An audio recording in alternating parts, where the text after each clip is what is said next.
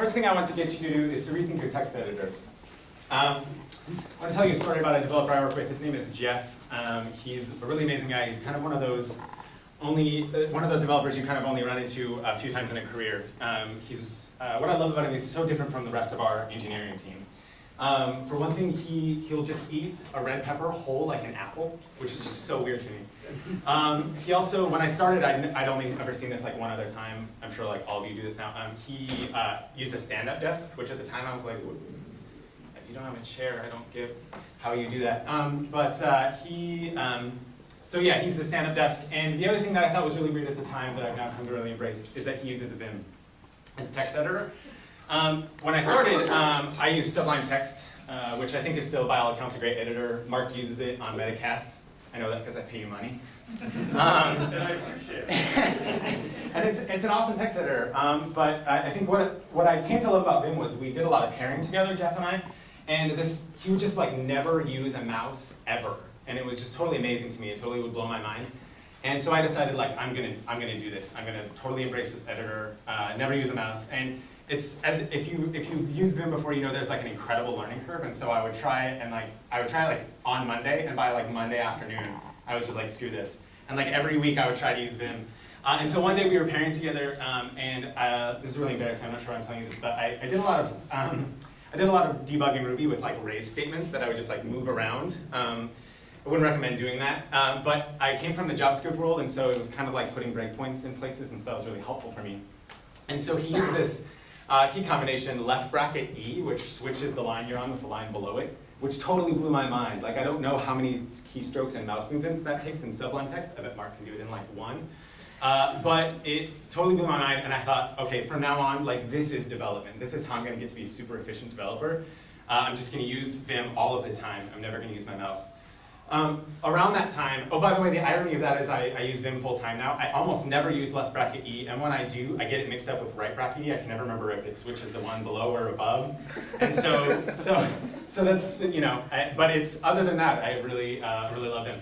Around that time, I started discovering a lot of gems like Zeus and Spork, these environment preloaders that would just save you like seconds at a time, which at the time, you know, when Vim keystrokes would save you like milliseconds, was like even a huger gain. And I thought, so the whole point to me of development at that point, and like of getting better as a developer, was not to like understand the APIs better, but basically to be faster and to be just totally efficient and totally optimal all the time. And I actually think that's kind of bankrupt enterprise, and I'll tell you why. So my thesis is that we can be more productive through sleep, meditation, and healthy habits than through editor shortcuts. I certainly wouldn't advise you to like give up your editor, but I actually just read a really interesting article that I didn't have time to make a slide out of. Somebody wrote a blog post called like "I want my editor to make me think." Did anybody read that? I think they used like Sublime or something. They got really used to it, but they realized like, I don't want it to be really efficient to like do a lot of copy, pasting, moving around stuff. Like I want to actually have to write the code every time because that will tell me where the duplication is. But beyond that, I actually think that that optimizing your editors can be really counterproductive. Once I decided, like I'm sure you know, like if you use Vim, it can tend to be a slippery slope. Like you start to get into Vim, and then all of a sudden, like just the optimizations through just simple shortcuts don't become enough, and you like get insane about your Vim RC, and that's like all you do. So I would use Vim all day, and I would go home and like, okay, what can I extract into my Vim RC? Like, what can I make shortcuts? Also around this time, I discovered Ben Ornstein's dot files, and so I got really insane about like my bash aliases and stuff. And it was like all I would do, and I would come into work and I would have stuff like 2 hours, and I would be totally useless. And think I would be efficient, but I really wouldn't be. And so I kind of want to talk more about that. So I was having a physical lately, and the doctor said, "What do you do?" And I said, "Oh, I'm a software developer." And they said, "Oh, so you do a lot of typing?" Which, you know, like rather than like argue, like actually no, there's so much more to, you know, I was like, yeah, I do. That's totally what I do. That's like it. But I think for our purposes, like I think we would all like to think that there's more to development and to programming than that. So can you just shout out for me, like if somebody asks you, like, what do you do? What is the essence of development, of programming, of working with Ruby or with Rails? Like what would you say? What are some of the things that you would say? Create. Solving problems, text, right? Yeah. Okay, sitting and thinking. Yeah, that's a good thing. I think we do a lot more of this than we like to think. And I think that's part of the problem with like optimizing your editor is that doesn't really make you think any faster necessarily. And I think if it did make you think faster, that might be problematic. So keep in mind what we were just talking about, and I want to talk a little bit about the brain. So the interesting thing about the brain to me is that it only accounts for 2% of your body weight, but it consumes about 20 to 25% of the calories that we eat, which is kind of insane to me.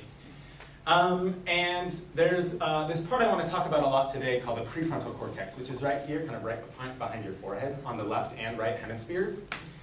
I think when I got into programming, I kind of made this assumption that like your entire brain is just working in orchestration and like every part of your brain is engaged. You know, you've got thought, you've got memory, you've got kind of cognition, you've got emotion sometimes if you're really pissed off at them. But really, like your prefrontal cortex is kind of mainly orchestrating what's going on as you're developing. It's in charge of executive function, which in the neuroscience world is kind of this umbrella term for abstract reasoning, planning, thinking, kind of a lot of what we're talking about what we're doing as the actual essence of development. It has very little to do with fine motor movements like typing. And so I think, you know, if you made a Venn diagram, my font's not loading. If you made a Venn diagram between like programming and executive function, that actually says executive function there. The prefrontal cortex is kind of right here in the intersection of the two. And I also think that's kind of what we do a lot as developers. So one of the things that the prefrontal cortex is really affected by is sleep or lack of sleep. I don't think anybody in here is going to be like, oh, I hadn't thought of like the correlation between sleep and how I work. But I think it's the actual I think it's the extent to which that it affects it and how it affects it that's really interesting to me. So I want to talk a little bit about that. But one thing I want to note is that you know, we spend so much time with computers that I think we start to kind of expect the same insane things of ourselves as we expect of our computers. Here's a screenshot of our one of our servers that's been up for like 573 days, which I'm sure like is actually really nascent compared to probably a lot of the servers that you work on. But I think, you know, we expect these crazy things out of our computers, and you know, my wife works with kids, and one of the things I really love about her is that she's come to be able to see the world like a child. She can really see the world through child's eyes and kind of understand how they think, how they act. Similarly, I've known a lot of people who work as veterinary technicians that have this kind of innate understanding of how animals think and how they see the world. And similarly, I think when we work with computers, we spend so much time trying to get you know, the Ruby interpreter to understand exactly what we want or why the browser isn't rendering a certain way. We have to spend a lot of time with computers trying to understand each other. And I think as a result, I think we start to neglect a lot of our own human needs. And among those, primarily is sleep. So kind of a review. There's two kinds of sleep. There's REM sleep and there's non-REM sleep. So he looks well rested. Doesn't he? He does look well rested. REM sleep, you know, this is the rapid eye movement. That's where your brain is incredibly stimulated. That's where your dreams come from. I thought for a long time that REM sleep was where you were getting super rested. It's actually the opposite. In non-REM sleep, when you've got very little brain activity, is where your body is restoring itself, and that's kind of the sweet spot. That's where we want to be. It's fewer. Your non-REM cycles are fewer and farther between. They're harder to come by, and when you sleep for 4 or 5 hours a night, those are the cycles that you tend to miss out on. So the prefrontal cortex and its role or rather sleep's role in its functioning is that. So it plays this prominent role in waking executive functions, which we talked about, which are preferentially impaired following sleep deprivation. So what this means is, if you've slept poorly, your prefrontal cortex is the first thing to go. Your brain and your body kind of devotes all its blood flow, all its energy, toward the basal ganglia, which is the bottom of where your brainstem meets your brain, and that's kind of what's in charge of all the things that you need for survival: swallowing, digestion, breathing, these sorts of things. So your body basically just says, screw the prefrontal cortex, I need to survive. Like, it would be nice to think, I need to survive, I need to swallow, I need to breathe, and that sort of thing. When I think I notice my lack of sleep most when I'm pairing. I don't know if a lot of you do pair programming, but I find it incredibly difficult not only to think, but to actually clearly communicate to your pairing partner what you're thinking and what's motivating your decisions when you've slept poorly. I know that I've kind of experienced this preferential impairment of my prefrontal cortex significantly. Also, I'm incredibly jet lagged. I came in from Seattle yesterday. I kind of took the red eye, drove up from Boston. And so somebody asked me earlier, like, are you well rested? Like, kind of, but I could have used more. My prefrontal cortex could really use a lot more blood flow right now. Another thing that really affects the way our brains work is stress. And so I think a lot of times we have stressful jobs. And I want to say that, and I want to acknowledge at the same time that we're incredibly blessed to be developers. I read this figure the other day, like that the average salary for a Ruby developer is twice the median household income in the US, which is insane to me. That's totally insane. That like one person can be making more than like an entire family. So I think we're incredibly gifted to have the jobs that we have, but at the same time, I think it is important to kind of acknowledge that there's stress involved. I work for a company called Navigating Cancer, and we build software for cancer survivors and the oncologists that manage their care. And I really love my job, and I feel like it's incredibly important, but it's really easy to convince myself that because it involves cancer patients, that it's a life or death situation if I mess up. And the reality is it isn't. But I imagine it's the same sort of situation if you work at a place like Shopify or like a huge payments platform where like if you have any downtime, you're hemorrhaging like tens of thousands of dollars a minute. That can be terrifying. I want to talk to you about a stressful situation I had at work because of my own doing and kind of how I handled it and how I wish I'd handled it. So unfortunately, it kind of involves some really embarrassing code that I wrote, which I thought was a really great idea as I was preparing this, and now like the more I'm like sitting in front of you, like here's some terrible code I wrote. Seems like I might want to rethink that in the future. Anyway, so we were doing some server maintenance. I wish I had seen the zero downtime deploys talk earlier, but we had to have some downtime. So I wanted to give an announcement to our logged in users. So I was using Thoughtbot's awesome Paul Revere gem so that I can like render an announcement. So if you're looking at this, it's really it's amazing that it's only 2 lines and there's like tons of things wrong with it. But essentially, like if current user is nil, like this is going to throw a no method error like right away. And the problem is that the people that's going to throw a no method error for are people that are not logged in, which in my case is like 90% of our users. So that's problematic. And it was kind of this perfect confluence of factors around this time. I was also experimenting with mail clients because I was getting really sick of Gmail, and so I was using Apple Mail. And I kind of had my refresh settings off, and also like I was getting a lot of notifications, so I was working with like having selected notifications. And one of the notifications like that I wasn't getting was air brakes. So if you're already putting this together, like I had a terrible day that day. Because basically like I was getting just like waves and waves of air brakes, and I was just kind of sitting there like blissfully just coding along on the next feature. So later, like minutes later, our CEO is like running out of her office. She's like, the site's down for like everybody, and our phones ringing off the hook. Like our clinics are calling us, and like meanwhile, I've just been sitting for like 10 minutes, and like nobody can use the site, like right in the middle of the day, which was terrible. And so I kind of knew. I thought I knew exactly what it was. I opened up Venn, I fixed it, and I deployed. And I sat there. And I watched our deploy script run.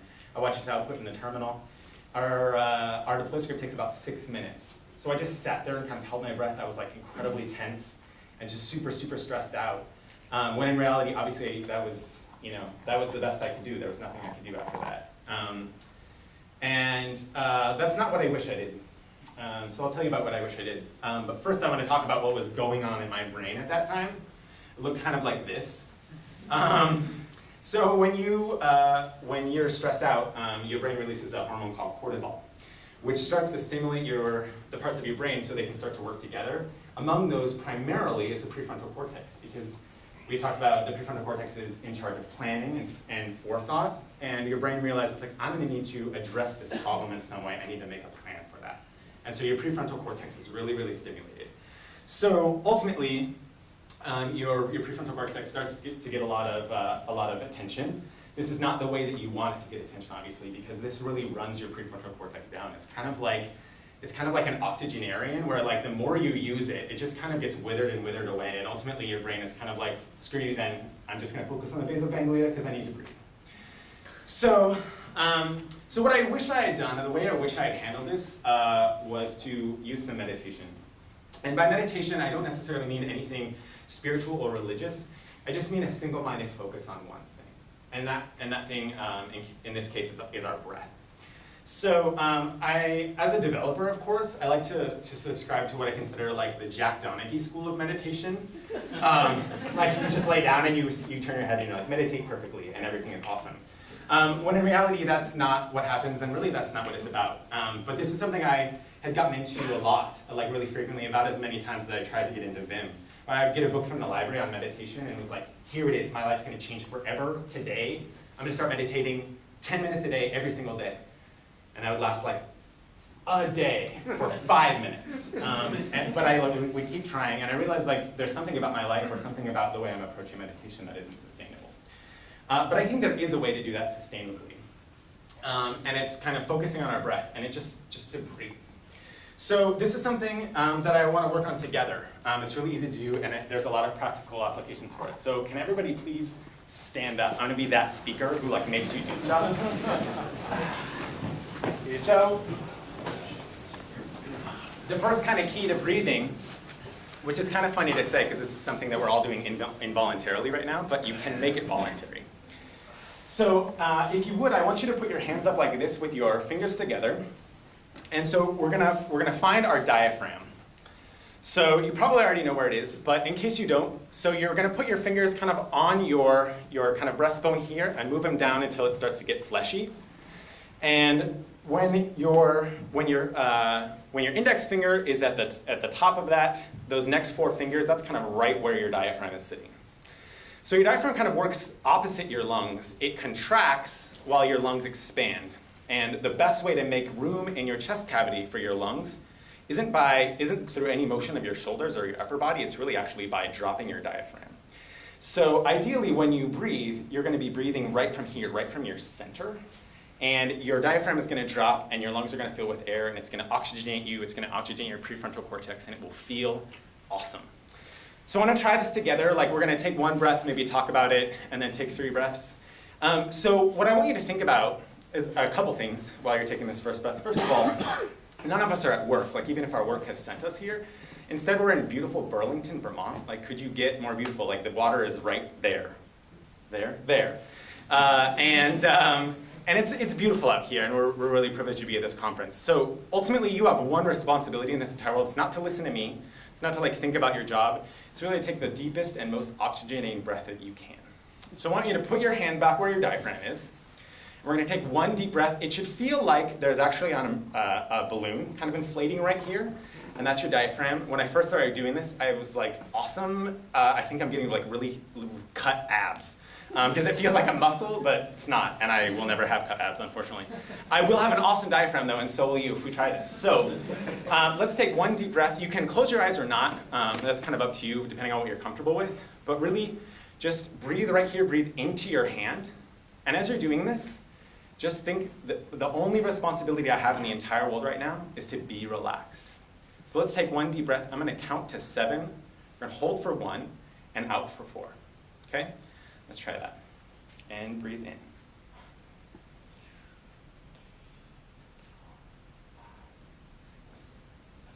Hold. And out. How'd that feel? You know, I really love doing this. Like it's kind of I'm kind of nervous, like speaking, and even just that one breath. Like my eyes are closed. I'm just thinking about like my only responsibility. It's not even to speak right now because I'm just counting. And it just feels amazing to me. So I want to take 3 breaths, and this time I want you to listen to your body. In this last breath, I noticed that I had a lot of tension in my shoulders, Did anybody notice like any tension anywhere? I didn't tell you to pay attention to it, so if you did, you actually did your job wrong. But I noticed a lot of tension in my shoulders. I went climbing the other day, my back still hurts because I apparently have like a really poorly developed back. Also like my abs. So I noticed a lot of tension there. So this is really our opportunity to listen to our body and what our bodies are telling us. Are you tired? Do your feet hurt? Are you having a lot of tension in your neck or your back? Like this time, listen to your body. And I want you to take these 3 deep breaths in again. And I want you to see, what's my body telling me? Because my body needs things. And I think as developers, it's really common to just be able to neglect this, because all we can do is just type away. We were just talking about this earlier, Brad. So we're going to take 3 deep breaths. I might count a little faster. You probably got to your fullest breath at like 5 last time. Again, we're going to count in. We're going to breathe in until 7, hold for 1, and out for 4. And this time, what's happening in your body? Try to get your breath all the way into your fingers and in your toes. Okay? So let's take 3 breaths. Again, eyes open or closed, whatever you feel like. And this is the only thing that's important in the world right now. Okay? And breathe in.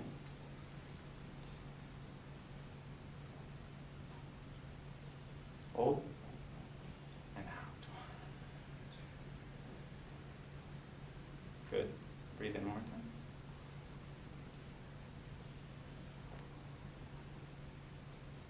Hold. And out. One more time. Into 7.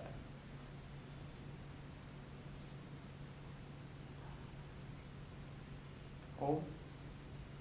And out. Awesome. You can sit down.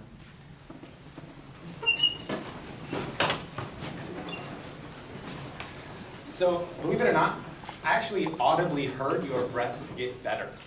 Like by the 3rd time, that last breath out was so much more relaxed. Did everybody feel that?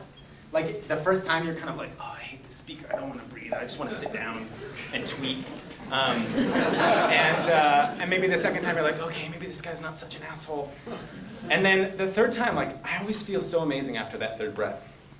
And I think we can actually do this on a day-to-day basis. And I'll tell you why. So I like to call these micro-meditations.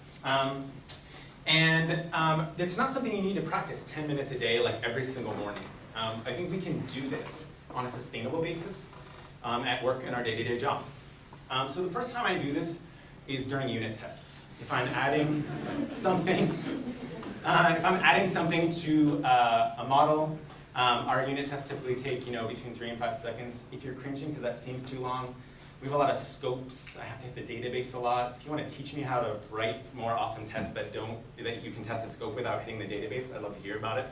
But I can usually take 1 deep breath during that time. It takes about 5 seconds. A lot of the people I work with will just switch back over to Vim and already start analyzing the code, anticipate where it's going to fail, and start typing away. I find this to really be like undue stress on your body. The computer is computing during this time, and yes, you can kind of get a head start on it. You already probably know what values it's going to return, what you need to do to make the test green. But try, just next time you run a model test, just try just to take a deep breath during that time. Close your eyes, don't watch the output, just see what it's like to get back in touch with your body. Another time I do this is integration tests. We're using Turnip and Capybara right now, which it can take a long time for it to get through a sign-up process. Sometimes that takes 25, 30 seconds. I find you can really sustainably take about 3 breaths during this time. Especially if you're kind of running tests to make sure something that you already checked in doesn't break other things, and you're not having to kind of add to these tests or add to these models or controllers or whatever you're testing as you go. If you can just run these tests and you can just breathe during that time, I find myself so much more relaxed in the second half of the day if I can kind of do this in the beginning of the day rather than just being totally stressed out of my gourd. And the last time is rate tasks. Like I said, our deploy script takes about 6 minutes to run. We also have a DB test prepare script that takes probably about 3 to 4 minutes. And this can give you a lot of time. I know for me, it's a really easy compulsion to just what's going on Twitter? Can I check my email during this time? What else can I do? Because I think it makes us really uncomfortable to just sit there and kind of do nothing.